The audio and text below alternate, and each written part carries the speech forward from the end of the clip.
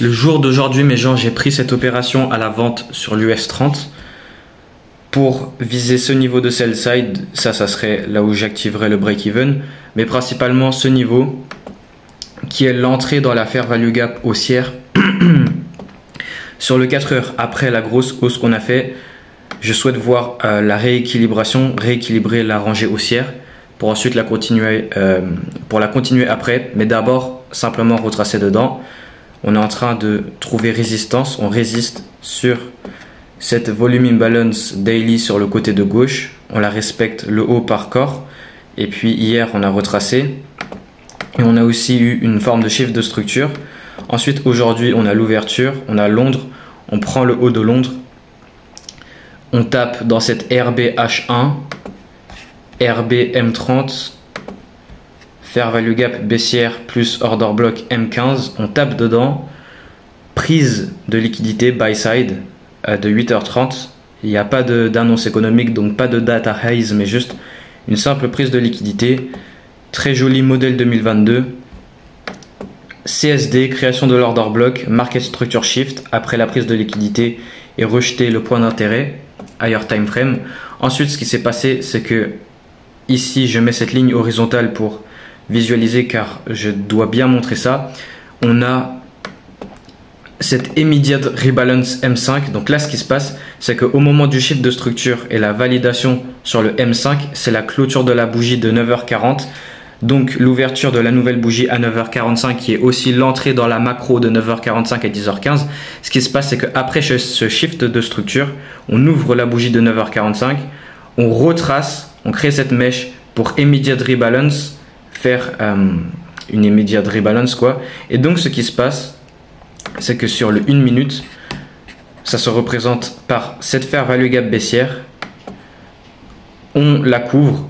Et moi en fait je cherche pas à vendre directement à la nouvelle bougie pour couvrir le gap, je cherche à voir si on rejette ce gap, plus donc on a le parfait immediate rebalance, bam, rejet ici parfait par la mèche. On monte 9h46, la bougie de 9h46, où on ferme à 9h45, on tape dedans, on rejette. Et là, j'ai ma confirmation, sauf que je suis entré un peu tard. Dès le moment de la prochaine bougie, qui commençait déjà à baisser, je suis entré à peu près, voilà, je suis entré ici.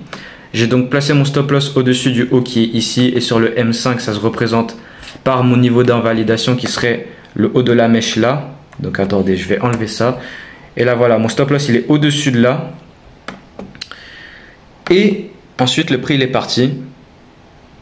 On a un plus gros shift ici, validation du gros double top ascendant sur le M5.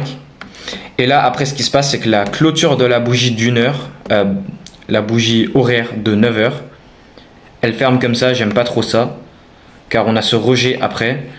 On a varié, et puis après, on est allé droit vers le stop loss. Donc, très bon trade.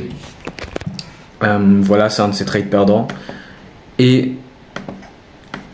puis sur le Nasdaq, ça serait la même chose. On a ce sweep de liquidité, on n'a pas de point d'intérêt HTF car je cherche le retracement. Là on a très clair CSD, inversement de cette BC, fair value gap inversé, entrée directe, et là voilà, le prix il chop.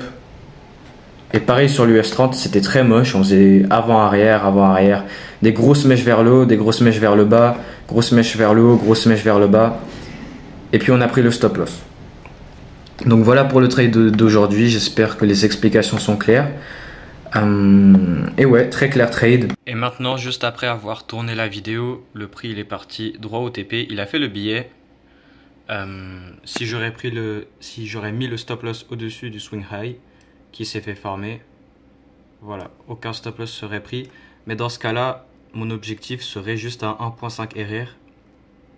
Et de toute façon, mon point d'invalidation, normalement, c'est le haut de cette mèche, comme j'avais expliqué. Et ouais, le prix il est parti droit au TP. J'ai aucun problème avec ça, il n'y a pas de FOMO à avoir. Le Nasdaq, il fait le scénario. C'est un très bon setup aussi. Sauf qu'il manque une chose, c'est un niveau d'intérêt higher time frame sur lequel le prix rejette. Et on n'a absolument rien à gauche du graphique. On est vraiment à des highs et ça serait comme contre-tendancé le graphique.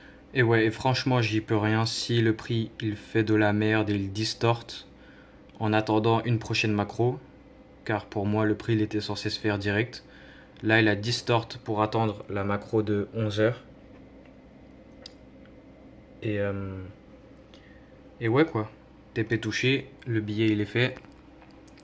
Mais la position elle-même, l'entrée stop loss TP, le stop loss il était pas bon.